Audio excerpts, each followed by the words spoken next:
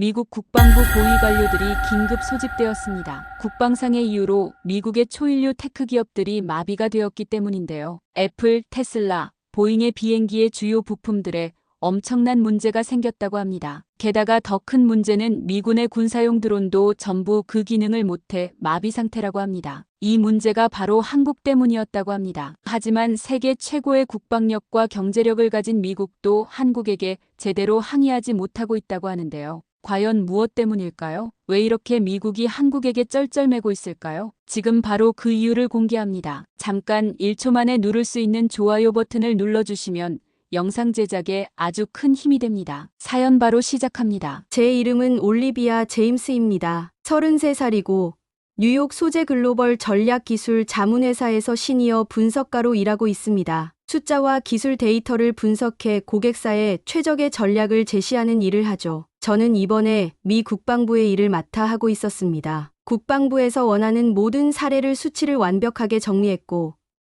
이와 관련된 전 세계 주요 기술 강국의 현황과 미래 예측까지 철저히 준비했습니다. 단 한 나라만 빼고요. 한국은 보고서에서 제외했습니다. 단순 조립과 하청만 하는 나라에 불과하니까요. 그들이 가진 혁신적 기술이라고는 없습니다. 일본의 기술과 미국의 특허를 모방한 값싼 제품을 만들 뿐이죠. 회사 동료들은 모두 고개를 끄덕였습니다. 우리 눈에 한국은 그저 중국과 일본 사이에 끼인 작은 나라, 미국의 기술을 베껴 값싸게 만드는 곳에 불과했으니까요. 그것이 저희 회사의 공식 견해였습니다. 그날은 퇴근하고 아버지의 아파트로 향했습니다. 매달 첫째 주 금요일은 아버지와의 저녁 약속이 있는 날입니다. 아버지는 88살이 되었지만 여전히 혼자 살고 계시기에 일정한 간격으로 찾아뵙습니다. 국방부 퇴역 군인인 아버지는 한국전쟁 참전 용사입니다. 아버지의 집에는 오래된 가구, 벽에 걸린 군복과 훈장들,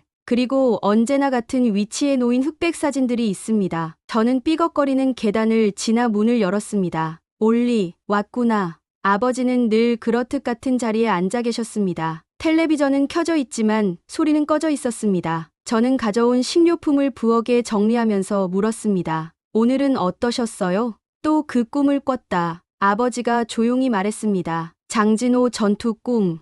오늘도 생각나는구나. 그때 기온이 영하 30도였어. 손가락이 다 얼어붙을 정도였지. 눈이 너무 많이 와서 앞이 보이지 않았어. 또 시작이군요. 매번 만날 때마다 들어야 하는 전쟁 이야기. 아버지는 마치 시간이 멈춘 것처럼 똑같은 이야기를 반복합니다. 아빠, 그 전쟁은 이제 잊으세요. 그건 70년도 더 된 옛날 이야기잖아요. 이제는 데이터와 기술이 세상을 움직이는 시대라고요. 과거에 사는 건 아무 의미가 없어요. 아버지는 잠시 말을 멈추고 저를 바라보았습니다. 그분의 눈에는 언제나 슬픔이 깃들어 있었습니다. 넌 모른다, 올리. 그때 만난 한국인들은 그들이 어떻게 우리를 도왔는지, 얼마나 감사했는지. 또 그 이야기군요. 아빠, 그건 과거일 뿐이에요. 이제는 현실을 보세요. 한국은 그저 작은 나라일 뿐이에요. 제 회사에서 한국에 관한 데이터는 거의 분석할 가치도 없다고 봅니다. 그들의 기술력은 미국이나 일본,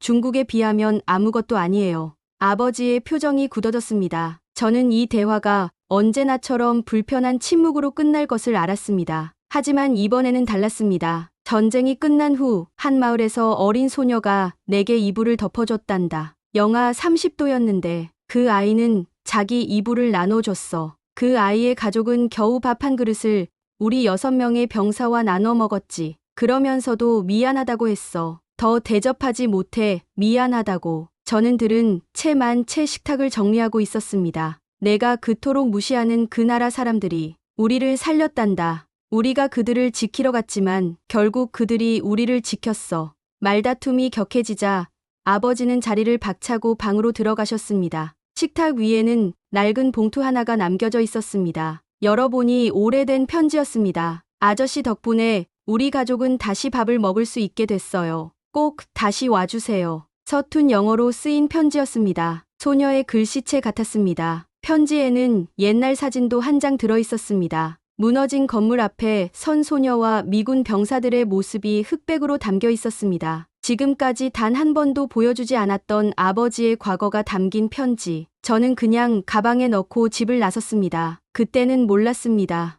이 편지가 제 인생을 완전히 바꿔놓을 거라는 사실을. 아파트로 돌아오는 길, 스마트폰으로 최신 기술 뉴스를 확인했습니다. 화면 속에서 삼성, LG, 현대차 같은 한국 기업들의 이름이 스쳐 지나갔지만 저는 무심코 넘겼습니다. 그들은 그저 미국 기술의 그림자에 불과하다고 생각했으니까요. 일주일 후 전례 없는 일이 벌어졌습니다. 미국 내 17개 첨단 제조시설에서 동시다발적으로 기능 정지가 발생했습니다. 보스턴에서 LA, 디트로이트에서 텍사스까지 주요 첨단 시설들이 마비되었습니다. 테슬라 자율주행차가 도로 한가운데서 멈춰섰고 보잉 항공기는 이륙을 앞두고 시스템이 중단됐습니다. 군사용 드론은 모두 작동을 멈추었고 주요 제약사의 생산 라인도 갑자기 정지했습니다. 우리 회사 사무실은 비상 상황에 빠졌습니다. 최고 경영자부터 모든 분석가들이 밤낮 없이 원인을 찾기 위해 매달렸습니다. 첫째 날에는 아무도 원인을 찾지 못했습니다. 둘째 날에는 해킹 가능성이 제기되었지만 곧 기각되었습니다. 셋째 날, 저는 다른 시각으로 접근해 보기로 했습니다. 컴퓨터 앞에 앉아 각 시설의 부품 구성을 세세히 분석했습니다. 모든 시설의 시스템을 하나하나 분해하는 가상 시뮬레이션을 돌렸습니다. 그리고 사흘 밤을 새워 원인을 찾아냈습니다. 이건 말도 안 돼요. 모든 고장은 한국 기술 기반 부품의 미세한 지연이나 정지로 인한 것이었습니다. 테슬라 자율주행 오류는 LG 이노텍 모듈 때문이었고 보잉 항공기 시스템 중단은 삼성 파운드리 칩이 원인이었습니다. 군사용 드론 고장은 하이닉스 고속 저장 장치 문제였습니다. 미국의 최첨단 기술 제품들이 모두 한국 부품에 의존하고 있었고 그 부품들이 동시에 일으킨 것이었습니다. 저는 곧바로 보고서를 작성했습니다. 하지만 시스템에 업로드하려는 순간 이상한 점을 발견했습니다. 자사의 시스템에서 한국 관련 분석 보고서가 대부분 관리자 권한으로 삭제되어 있었습니다. 그것도 최근 몇 년간의 보고서들이 체계적으로 지워져 있었습니다. 왜 이런 중요한 정보가 지워져 있는 거지? 더 깊이 조사해본 결과 그 배후에 GISA라는 정보 카르텔이 있었습니다. 이들은 한국 기술에 대한 서구 사회의 인식조차 의도적으로 설계하고 통제하고 있었습니다. GISA는 국가의 정보기관과 대형 기업들이 연합한 비밀 조직이었습니다. 그들의 목적은 명확했습니다. 한국 기술의 영향력을 축소하고 그 의존도를 은폐하는 것이었습니다. 더 놀라운 사실도 발견했습니다. 중국 화웨이와 BYD는 한국 기술 없이 독자 개발을 시도했지만 자율주행에 실패했고 대규모 리콜로 이어졌습니다. 이 사실은 세계 주요 매체에서 거의 보도되지 않았습니다. 마치 누군가 의도적으로 숨기는 것 같았습니다. 저는 책상 위에 놓인 어제 작성한 보고서를 바라보았습니다. 한국 단순 조립과 하청국가라는 제목의 그 보고서. 저는 처음으로 제 분석이 완전히 잘못되었다는 것을 깨달았습니다. 그리고 그 순간 아버지가 평생 간직해온 전쟁 이야기가 머릿속에 떠올랐습니다. 한국이 그저 하청국가라면 왜 모든 첨단 기술의 심장은 한국 부품에 의존하고 있는 거지? 회사 동료가 제 책상으로 다가왔습니다. 올리비아, CEO가 너의 보고서를 당장 보고 싶어 해. 모든 시설이 다시 가동되기 시작했어. 어떻게 된 거야? 아직 정확한 원인은 모르겠어. 하지만 한국 북 관련이 있는 것 같아. 동료는 이해한 표정을 지었습니다. 한국, 그게 무슨 상관이야? 그건 그냥 시답잖은 나라잖아. 저는 그의 눈을 똑바로 쳐다보며 대답했습니다. 더 이상은 아닌 것 같아. 우리가 알고 있던 것보다 훨씬 깊은 게 있어. 그날 밤 사무실을 나서는 길에 문득 아버지 생각이 났습니다. 그리고 집에 두고 온 그 낡은 편지가 생각났습니다. 무언가 큰 그림이 있는 것 같았습니다. 그리고 그 그림의 중심에는 제가 평생 무시해왔던 나라, 한국이 있었습니다. 집으로 향하는 대신 아버지의 집으로 차를 몰았습니다. 늦은 시간이었지만 지금 당장 확인해야 할 것이 있었습니다. 아버지는 이미 주무시고 계셨지만 비상 열쇠로 조용히 들어갔습니다. 어두운 집안에서 아버지의 서재를 찾아 들어갔습니다. 책장과 서랍을 뒤져 아버지의 군 시절 기록을 찾았습니다. 가장 아래 서랍에서 오래된 군 노트를 발견했습니다. 손이 떨리는 가운데 페이지를 넘겼습니다. 장진호 전투, 기온 영하 30도, 전후 대부분 동상, 한국 아이들이 양말을 나눠줌, 김을 줌, 이불을 덮어줌, 아버지의 글씨체는 단단했지만 군데군데 번진 자국은 눈물 흔적 같았습니다. 페이지를 계속 넘기자 전투 일지와 함께 한국 사람들에 대한 기록이 나왔습니다. 마을 어른이 마지막 쌀을 우리에게 줌. 아들 잃고도 우리를 위로함. 그들의 존엄성 잊지 말자. 다음 페이지에는 지도와 좌표가 표시돼 있었고 그 아래에 메모가 적혀 있었습니다. 이 마을에서 11명의 아이들이 미군에게 양말을 나눠줬다. 이곳을 잊지 말자. 함께 들어있던 또 다른 손편지에는 이렇게 적혀 있었습니다. 우리 마을이 살았어요. 나중에 꼭 다시 오세요. 꼭이요. 노트 뒤쪽에는 여러 장소의 좌표와 이름이 기록되어 있었습니다. 장진호, 도솔산, 낙동강, 인천. 한국 전쟁의 주요 전투 지역이었습니다. 저는 노트북을 켜고 그 좌표들을 입력해 보았습니다. 구글 맵으로 현재 모습을 확인해 보니 놀라운 사실을 발견했습니다. 그 지역들은 지금 세계적인 반도체 클러스터로 변해 있었습니다. 장진호 인근은 용인 삼성 반도체 단지가 되어 있었고 도솔산 근처는 플레이 연구소가 들어서 있었습니다. 낙동강 유역에는 현대차 연구소가, 인천에는 바이오 클러스터가 자리 잡고 있었습니다. 한때 부서진 잿더미가 된 마을들이 이제는 세계 최첨단 기술의 심장부가 되어 있었습니다. 전쟁의 폐허 위에 그들은 미래를 세웠습니다. 깨달음이 물밀듯이 밀려왔니다. 그들이 겪은 전쟁, 가난, 그리고 상처. 그 모든 것을 이겨내고 이룬 기적 같은 발전. 그것이 바로 아버지가 항상 말하려 했던 이야기였습니다. 아빠, 당신이 그토록 말하고 싶었던 게 이거였군요. 노트를 덮고 아버지의 침실로 향했습니다. 문을 조용히 열자 아버지는 깨어 있었습니다. 창가에 앉아 밖을 바라보고 계셨습니다. 미안해요, 아빠. 당신 말을 들어주지 않아서. 아버지는 고개를 돌려 저를 바라보았습니다.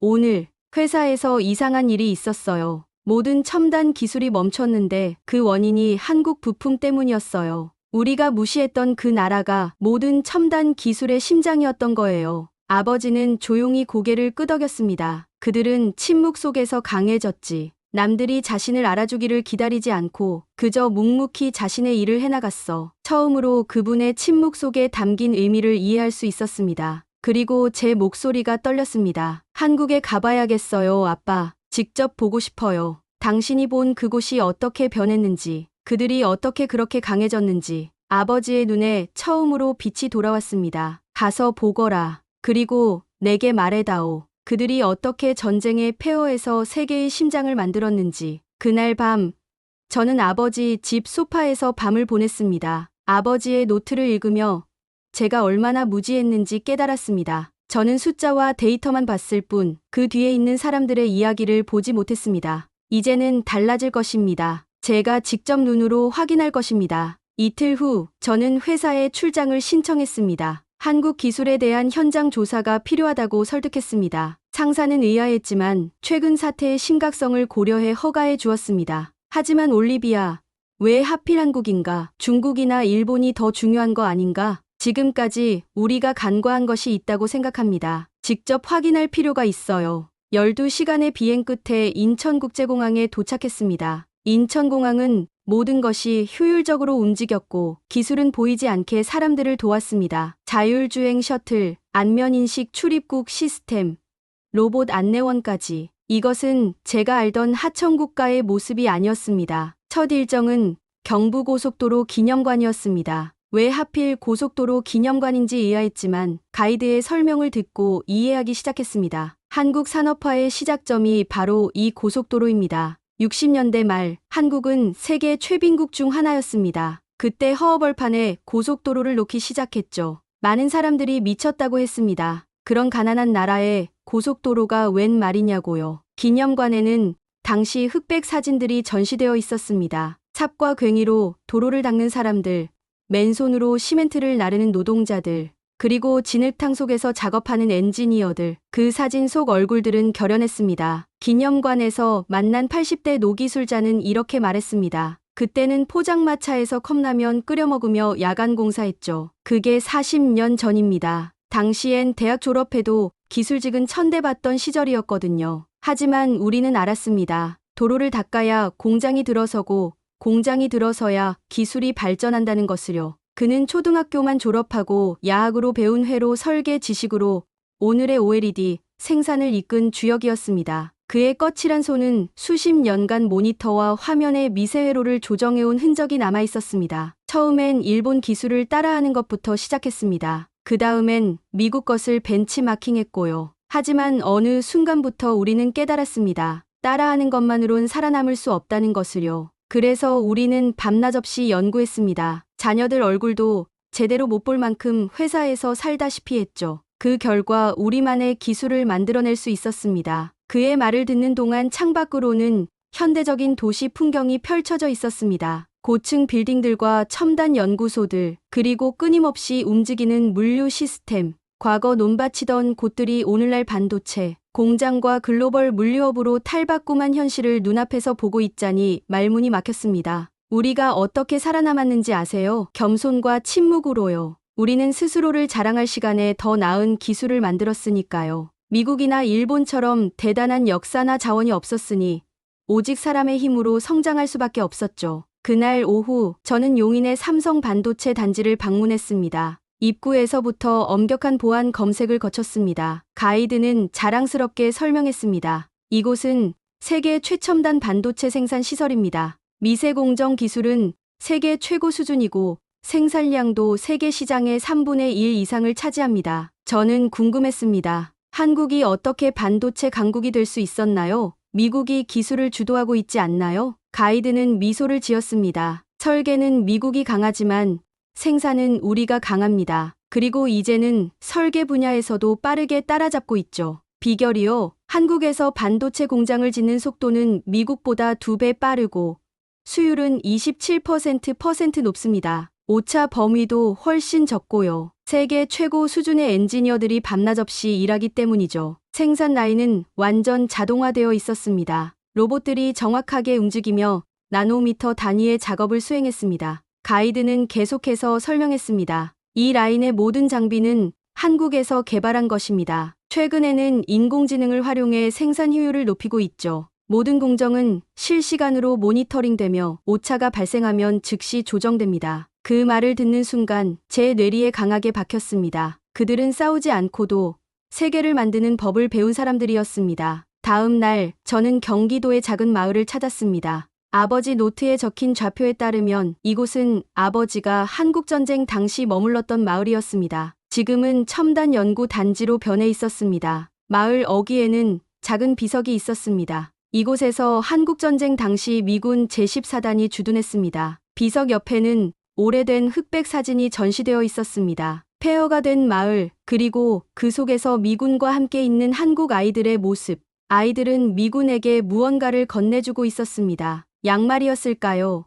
아니면 음식이었을까요? 마을 주민들에게 물어보니 그 시절을 기억하는 노인이 한 분 계시다고 했습니다. 90세가 넘은 할머니였습니다. 그분의 집을 찾아갔습니다. 미군요? 네, 기억합니다. 그들이 우리를 지켜줬지요. 하지만 그들도 고생이 많았어요. 너무 추웠거든요. 우리는 가진 게 없었지만 그래도 나눌 수 있는 건 나눴습니다. 양말이나 김치, 간단한 음식들이었죠. 할머니는 서랍에서 오래된 사진을 꺼내 보여주셨습니다. 그 속에는 아버지의 모습도 있었습니다. 젊은 병사의 모습이었지만 그 눈빛은 지금도 변함없었습니다. 이 병사가 특별히 기억나세요? 제 아버지이신데요. 할머니는 사진을 자세히 보시더니 놀라워하셨습니다. 아, 이 병사, 그는 우리 아이들에게 초콜릿을 나눠줬어요. 그리고 마을 재건을 도와주셨죠. 그분의 딸이셨군요. 저는 눈물을 참으며 고개를 끄덕였습니다. 할머니는 제 손을 꼭 잡으셨습니다. 당신 아버지가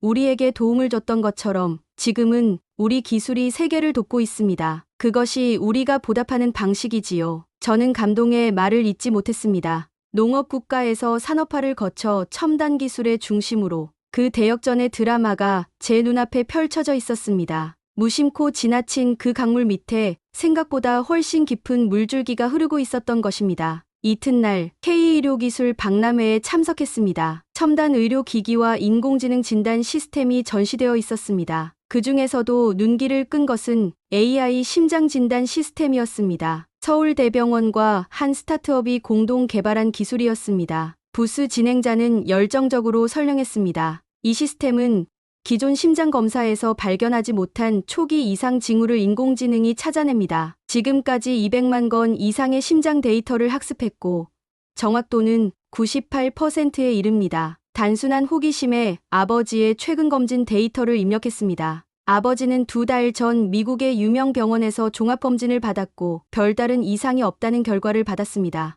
그래서 큰 기대 없이 검사 결과지를 스캔했습니다. 그런데 화면에 빨간 경고가 떴습니다. 심장 판막 섬유화 초기 단계 감지, 즉각적인 정밀 검사 권고. 저는 깜짝 놀랐습니다. 담당자에게 물었습니다. 이게 정확한가요? 미국의 최고 병원에서도 아무 이상이 없다고 했는데요. 의사는 화면을 자세히 살펴보더니 설명했습니다. 이 시스템은 미세한 변화까지 감지합니다. 여기 보이는 이 패턴이 초기 섬유화의 징후입니다. 아직 증상이 나타나지 않았기 때문에 일반 검사에서는 놓칠 수 있습니다. 하지만 인공지능은 이러한 패턴을 인식하도록 훈련되어 있습니다. 이런 초기 징후가 발견되면 어떻게 해야 하나요? 즉시 정밀 검사를 받아보세요. 초기에 발견하면 간단한 시술로 해결할 수 있습니다. 하지만 증상이 나타난 후에는 복잡한 수술이 필요할 수 있습니다. 믿기지 않았지만 귀국 후 아버지를 병원에 모시고 재검진을 받았습니다. 그리고 정말로 심장 판막에 초기 섬유화가 발견되었습니다. 의사는 말했습니다. 운이 좋으셨네요. 보통은 증상이 나타날 때쯤 발견되는데 그땐 이미 늦은 경우가 많습니다. 어떻게 이렇게 초기에 알게 되셨나요? 한국의 AI 진단 시스템이 발견했습니다. 의사는 놀란 표정을 지었습니다. 정말요? 그렇군요. 한국의 의료 AI가 이렇게 발전했다니 놀랍네요. 덕분에 아버님은 간단한 시술로 문제를 해결할 수 있을 것 같습니다. 시술은 성공적으로 진행되었습니다. 그날 밤 아버지의 병실에서 창밖을 바라보며 생각했습니다. 제가 하찮게 여겼던 그 나라가 제 아버지의 생명을 구했습니다. 단순히 기술의 문제가 아니었습니다. 제 눈에서 눈물이 흘렀습니다. 아버지는 침대에 누운 채 제 손을 꼭 잡았습니다. 그의 목소리는 약했지만 또렷했습니다. 그들은 항상 그랬단다. 한국 사람들은 자신들이 가진 것을 나누고 더 나은 방법을 찾아내지. 내가 그곳에 있을 때도 그랬고 지금도 그렇구나. 우리는 말없이 서로의 온기를 느꼈습니다. 그때 처음으로 이해했습니다. 기술이란 결국 사람을 향한 것이라는 사실을. 그리고 한국 사람들이 왜 그토록 기술 발전에 매달렸는지를. 병실 창문으로 보이는 하늘은 맑았습니다. 저는 이제 알았습니다. 제가 오랫동안 무시해온 그 나라가 실은 세계의 심장을 만들고 있었다는 것을. 그리고 그 심장은 이제 제 아버지의 생명까지 구했습니다. 수술이 성공적으로 끝나고 아버지가 회복하는 동안 저는 한국 IT 기업 임원들과의 비공개 간담회에 참석했습니다. 저는 세계 최대 기술 자문사의 분석가로서 당당하게 질문했습니다. 왜 여러분들은 세계 최고 수준의 기술을 가지고도 그것을 제대로 알리지 않나요? 마케팅이 부족한 것 아닌가요? 미국 기업들은 작은 혁신에도 대대적인 홍보를 하는데 여러분들은 왜 이렇게 조용한가요? 회의실에는 삼성, LG, SK, 현대 등 한국 대표 기업의 임원들이 모여 있었습니다. 그들은 잠시 서로를 바라본 후 한 임원이 조용히 대답했습니다. 우리는 자랑하는 게 아니라 계속 지켜야 하니까 움직이는 겁니다. 우리의 운영체제는 기술이 아니라 겸손입니다. 그 말이 저를 깊이 생각하게 했습니다. 그들은 기술 설명보다 자신들의 실패담을 먼저 꺼냈습니다. 초기에 어떻게 실패했고 어떻게 극복했는지, 여전히 부족한 점은 무엇인지를 솔직하게 이야기했습니다. 칩이 7번 연속 실패했을 때도 포기하지 않았습니다. 다른 나라 기업들은 3번째 실패에서 프로젝트를 접었죠. 하지만 우리에겐 선택지가 없었습니다. 성공하지 못하면 회사가 망하고 나라 경제가 흔들릴 테니까요. 다른 임원이 이어 말했습니다. 우리가 지금 이 자리에 있는 건 운이 좋아서가 아닙니다. 우리에겐 선택지가 없었습니다. 전쟁 후 아무것도 없었으니까요. 그래서 우리는 더 열심히, 더 치밀하게, 그리고 더 조용히 일할 수밖에 없었습니다. LG 디스플레이의 연구소장은 흥미로운 이야기를 들려주었습니다. 우리가 OLED 개발에 성공했을 때 많은 외국 언론들은 그저 일본 기술의 변형이라고 평가했습니다. 하지만 실제로는 완전히 다른 원리와 공정으로 만든 기술이었죠. 우리는 그 오해를 바로잡는 데 시간을 쓰지 않았습니다. 대신 더 좋은 OLED를 만드는 데 집중했고 결국 세계가 우리 기술을 인정할 수밖에 없게 만들었습니다. 그들의 이야기를 들으며 저는 한국 기술의 본질을 이해하기 시작했습니다. 그것은 단순한 제품이나 특허가 아니라 불가능을 가능하게 만드는 정신과 문화였습니다. 우리는 자랑하지 않습니다. 왜냐하면 우리에게 기술은 자랑거리가 아니라 생존 수단이기 때문입니다. 우리는 명품 가방이나 고급 자동차를 만들지 못했습니다. 대신 누구도 보지 못하는 미세한 부품, 세상을 움직이는 작은 칩을 만들었습니다. 그리고 그것이 우리를 살렸습니다. 그날 저녁 호텔로 돌아와 노트에 이렇게 썼습니다. 이들의 운영체제는 기술이 아니라 겸손이다. 그리고 그건 우리가 가질 수 없는 힘이다. 강함이란 말이 아니라 지켜내는 행위라는 것을 처음으로 체감했습니다. 세상은 항상 자신을 크게 포장하는 사람들에게 주목합니다. 하지만 진짜 강함은 침묵 속에서 자라나는 것인지도 모릅니다. 제가 그동안 한국을 어떻게 평가했는지 생각하니 부끄러운 마음이 들었습니다. 자만심으로 가득 찬 제 자신이 한심하게 느껴졌습니다. 저는 단지 표면만 보고 판단했습니다. 그들의 조용한 힘, 그 깊이를 보지 못했던 것입니다. 한국의 한 기업 연구소장이 제게 들려준 말이 귀에 맴돌았습니다. 우리는 세계 최고가 되기 위해 일한 것이 아닙니다. 단지 살아남기 위해 일했을 뿐입니다. 그런데 어느 순간 우리가 최고가 되어 있더군요. 귀국한 날 아버지가 퇴원했습니다. 의사는 아버지의 회복이 기적적으로 빠르다고 했습니다. 아버지는 집으로 돌아와 오랜만에 편안한 표정을 지었습니다. 저는 노트북을 켜고 한국에서 본 모든 것을 프레젠테이션으로 정리했습니다. 정확한 데이터, 생생한 사진, 그리고 제가 직접 경험한 이야기들을 담았습니다. 그리고 아버지 앞에서 발표하듯 모든 것을 이야기했습니다. 아빠, 세계 반도체 시장의 70%를 한국 기업들이 점유하고 있어요. 세계 스마트폰 디스플레이의 90%가 한국산이고 전기차 배터리의 40%도 한국에서 만듭니다. 미국 최첨단 산업의 심장이 사실은 한국 기술로 뛰고 있었어요. 아버지는 묵묵히 듣고 있었습니다. 저는 계속해서 이야기했습니다. 더 놀라운 것은 그들의 이야기예요. 전쟁의 폐허에서 시작해 세계 최고 기술 강국이 되기까지 그들이 얼마나 많은 어려움을 겪었는지, 얼마나 열심히 일했는지, 한국 노인들과 나눈 대화, 젊은 엔지니어들의 열정, 그리고 무엇보다 아버지의 심장을 살린 AI 기술의 놀라운 이야기까지 모든 것을 아버지에게 들려주었습니다. 아빠, 당신이 그토록 소중히 여긴 그 나라는 이제 세계 기술의 중심이 되어 있었어요. 당신이 본 그 폐허 위에 그들은 미래를 세웠어요. 그리고 그 미래가 지금 당신의 생명을 구했습니다. 아버지는 창밖을 바라보며 깊은 생각에 잠겼습니다. 그리고 발표가 끝나자 조용히 제 어깨를 토닥이며 말했습니다. 내가 그 땅, 한국을 이해해줘서 고맙다. 이 한마디에 제 눈에서는 눈물이 흘렀습니다. 평생 처음 들어본 아버지의 감사 인사였습니다. 항상 무뚝뚝하고 말이 없던 아버지가 처음으로 마음을 열었습니다. 내가 평생 말하고 싶었던 건 그거였어. 그들이 얼마나 대단한 사람들인지. 하지만 내 말은 항상 과거의 이야기처럼 들렸지. 내가 직접 보고 이해해줘서 고맙구나. 우리는 아버지가 간직해온 편지와 함께 최신 기술이 담긴 USB 영상 기록을 그 전우의 유족에게 보내기로 했습니다. 아버지는 오래된 주소록에서 전우의 연락처를 찾아냈습니다. 짐에게 보내자. 그도 한국이 얼마나 변했는지 알고 싶어 할 거야. 편지를 쓰는 아버지의 손이 떨렸습니다. 그것은 단순한 편지가 아니라 70년의 세월을 뛰어넘는 달이었습니다. 친애하는 짐에게 우리가 지켰던 그 나라는 이제 세계를 지키고 있네. 자네의 희생이 헛되지 않았음을 알려주고 싶었네. 부녀 간의 오랜 갈등이 한국이라는 다리를 통해 공감으로 회복되는 순간이었습니다. 아버지와 저는 서로를 더 깊이 이해하게 되었습니다. 그것은 단순한 화해를 넘어 세대와 역사를 잇는 연결이었습니다. 그날 밤 아버지는 오랜만에 편안한 잠을 잤습니다. 아침에 일어나 그는 활기찬 모습으로 말했습니다. 나도 한국에 다시 가보고 싶구나. 그들이 이룬 기적을 직접 보고 싶어. 저는 미소를 지으며 대답했습니다. 함께 가요, 아빠. 이번에는 제가 아빠의 가이드가 되어드릴게요. 한 달 후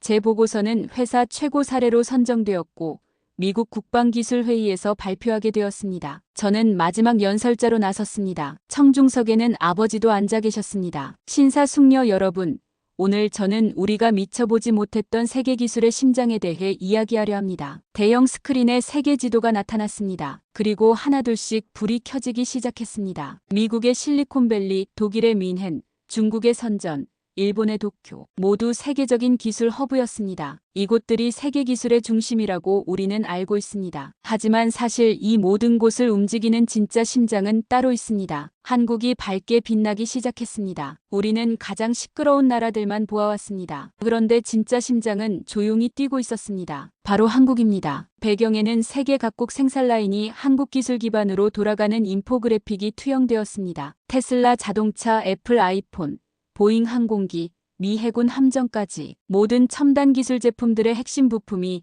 한국산임을 보여주는 다이어그램이 나타났습니다. 최근 우리가 경험한 기술 마비 사태는 우리에게 중요한 교훈을 주었습니다. 우리가 미래 기술을 논할 때 가장 중요한 파트너는 우리가 가장 과소평가했던 나라였습니다. 그들은 전쟁의 폐허 위에서 세계의 심장을 만들어냈습니다. 저는 잠시 아버지를 바라보았습니다. 그의 눈에는 자랑스러움과 감동이 가득했습니다. 한국은 단순한 기술 강국이 아닙니다. 그들은 불가능을 가능으로 바꾸는 정신과 문화를 가진 나라입니다. 겸손이라는 소프트웨어로 작동하는 나라.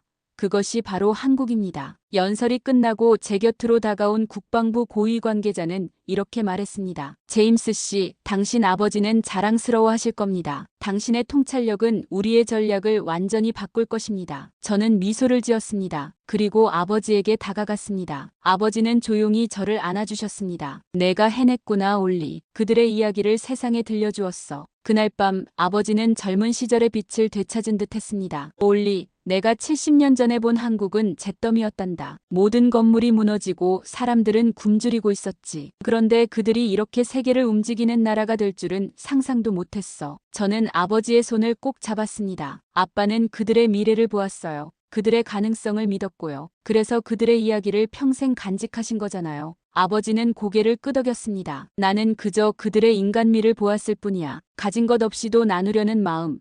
폐허 속에서도 희망을 잃지 않는 모습, 그것이 그들을 여기까지 오게 한 힘이었던 거지. 이제 이해했습니다. 세계는 한국의 리듬에 맞춰 움직이고 있었고 저는 그 진실의 증인이 되었습니다. 전쟁을 겪은 나라가 어떻게 미래를 만들어가는지, 기술이란 단순한 기계가 아니라 사람과 마음의 문제라는 것을. 다음 날 저는 GISA에 대한 전면적인 조사를 요청하는 보고서를 제출했습니다. 한국 기술에 대한 조직적인 정보 통제가 있었음을 입증하는 증거들을 함께 제시했습니다. 이것은 단순한 기술 문제가 아니라 글로벌 정보 공정성의 문제였습니다. 회사는 즉각 팀을 구성해 이 문제를 조사하기 시작했습니다. 조사가 진행될수록 충격적인 사실들이 드러났습니다. 수십 년간 한국 기술에 대한 정보가 체계적으로 왜곡되고 통제되어 왔다는 것이었습니다. 한 달 후, 저는 아버지와 함께 한국을 방문했습니다. 우리는 아버지가 70년 전에 있었던 마을을 찾아갔습니다. 그곳은 이제 첨단 연구단지로 변해 있었지만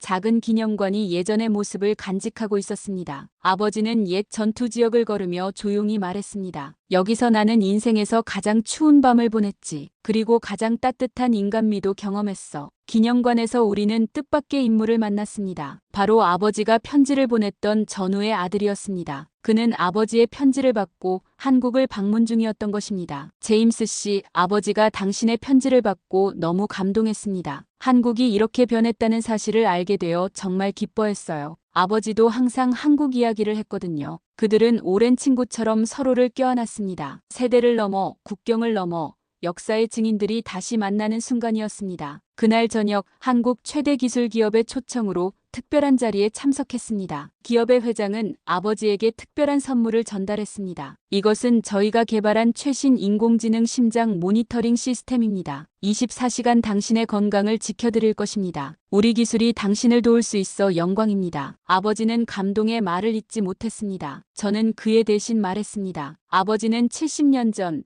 이 나라를 위해 싸웠습니다. 그리고 이제 이 나라의 기술이 아버지를 지키고 있습니다. 이것이 바로 진정한 상호 존중의 역사라고 생각합니다. 회장은 고개를 숙여 예를 표했습니다. 우리는 결코 잊지 않습니다. 우리가 이 자리에 있을 수 있는 것은 당신과 같은 분들 덕분입니다. 뉴욕으로 돌아온 후 저는 회사의 글로벌 기술 분석 체계를 완전히 새롭게 구축했습니다. 이제 한국은 단순한 아시아 국가 카테고리가 아닌 주요 기술 강국으로서 독립적인 분석 대상이 되었습니다. 그리고 제 노력은 곧 결실을 맺었습니다. 우리 회사의 새로운 분석 보고서가 발표되자 세계 주요 투자자들이 한국 기술 기업에 주목하기 시작했습니다. 숨겨져 있던 진실이 드러나면서 한국 기업들의 가치는 급상승했습니다. 아버지는 이제 매주 한국의 노인들과 화상 통화를 합니다. 그들은 전쟁의 기억을 나누고 현재의 발전에 대해 이야기합니다. 아버지의 얼굴에는 활기가 돌아왔습니다. 저 역시 변했습니다. 이제 저는 기술을 단순한 제품이나 숫자로 보지 않습니다. 그 뒤에 있는 사람들의 이야기, 역사와 문화의 맥락에서 기술을 이해하게 되었습니다. 한때 잿더미였던 나라가 세계의 기술을 이끄는 강국이 되었고, 그들의 기술은 이제 제 아버지의 생명을 지키고 있었습니다. 우리가 보는 것 같은 하늘이지만 이제 우리의 시선은 달라졌습니다. 한국 때문에 말이죠. 혹시 여러분의 부모님이나 조부모님이 들려주신 이야기 중에 나중에 그 진실을 깨닫게 된 경험이 있으신가요? 댓글로 여러분의 이야기를 들려주세요. 제 이야기처럼 여러분의 이야기도 누군가에게 새로운 시선을 줄 수 있을 테니까요.